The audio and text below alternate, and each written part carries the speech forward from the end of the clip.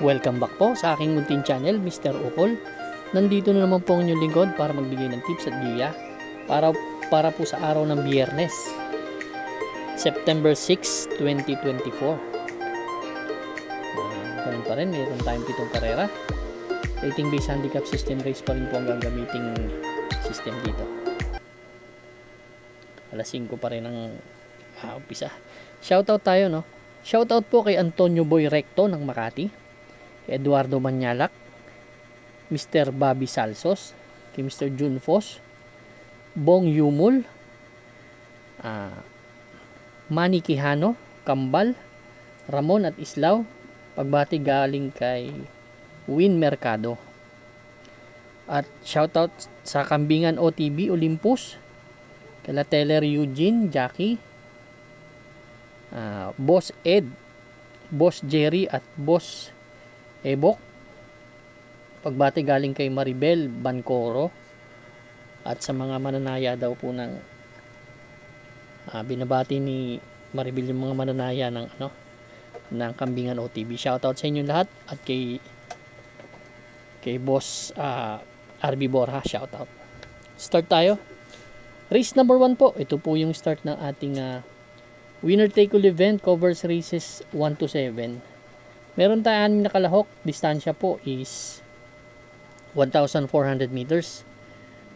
3-year-old and above maiden race tong grupo na to. Dito mga batang kabayo, no? Ang gusto ko dito yung number 3 na si Bagsikat din. Last run nito, segundo to kay Lady Louis. Tala ng 129 na fraction, same rider ang sasakay. Palagi itong in the money. Tersero naman to last August 18 kila Perfect Shot. Tala rin ng 129.5. Malaking kabayo to na may tulin. Tingin ko may pag-asang gumraduate. Pero kung may mga kursunada kayo, pwede nyo na maidagdag dito sa karera na to. Race number 1 po, ang first choice ko. Ang solo ko, number 3, Bagsikat din. Good luck po. Race number 2 na po tayo, bayang karerista. Ito naman po yung ating Pick 6 event, covers races 2 to 7.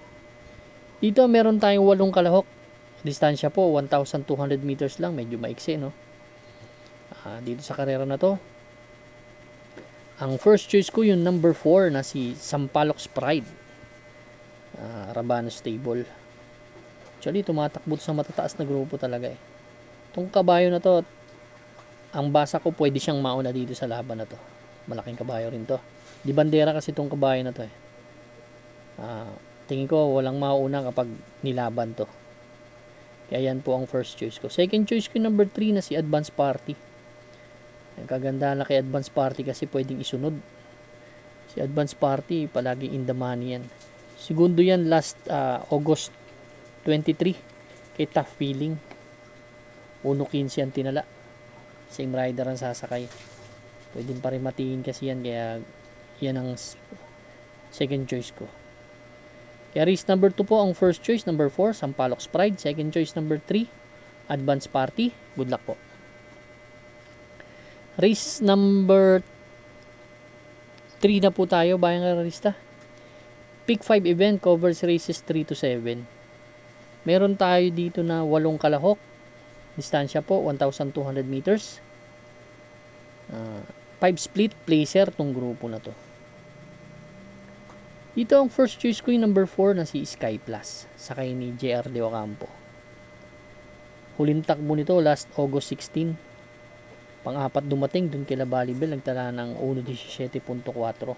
Pero may 115.6 din naman yan sa 1,200 meters. Basa ko kasi siya ang mauuna sa laban na to. Kaya para sa akin medyo bumaba pa ng grupo. Alam ko si 6 to 10 tumatakbo dati to eh. Bumaba pa to. Second choice ko yung number 7 na si Barayong. Ito sa 6 to 10 din tumatakbo to. Pero bumaba na sila dito eh. May best time na 1:14.6. Tsaka sila yung medyo consistent manakbo. Kaya race number 3 ang first choice, number 4 Sky Plus. Second choice number 7, Barayong. Good luck po. Race number 4 na po tayo, bayang karerista. Ito naman po yung ating Pick 4 event. Cover races 4 to 7. Dito naman sa race number 4, meron tayong 7 kalahok. Distansya po, 1,200 meters ulit. 22 to 27 split points itong grupo na to. Maganda-gandang laban to. Ang first choice ko po dito, Dihado. Entry number 3 na si Megan Maxine. Si Megan Maxine, huling takbo nito last August 23. Pang-apat lang dumating to dun kay La Queen of the Nile, dun sa 1,400 meters na distansya. May 128.2 na tinala nakaraan. Itong kabayo kasi nito pwedeng isunod to medyo nasa kalabas-labasan kasi ang post position nito, pero dumating ng pang-apat na dikit din to. Dito medyo tabimbalya, baka pwede makachamba, makakuha ng harapan. Kaya yan po ang first choice ko. Second choice ko yung number 4 na si High Society. To punto naman to, si High Society. Huling takbo naman ni High Society, sumigundo yan nakaraan, si High Society. Last August 25 kay Mahusay Ay. Nagtala ng 126.6. Medyo naman tinala nito. From JT Pabilik to EL Blanca Flor. Yan po ang second choice ko. Third choice ko yung number 6 na nakikita kong llamado dito, si Super Earth. Ito bumaba naman ng grupo to. Galing sa 28 to 33 to. 2 months layoff to. Ang huling takbo nito June June 2. Pero segundo yan kay Batang Cabrera. Tala ng 126 in a fraction sa 1,400 meters. Magaling ang hinete, JB Hernandez, kaya tingin ko maganda itatakbo nito.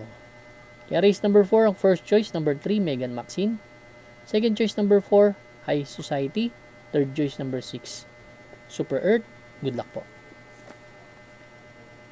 Race number 5 na po tayo, bayang kararista.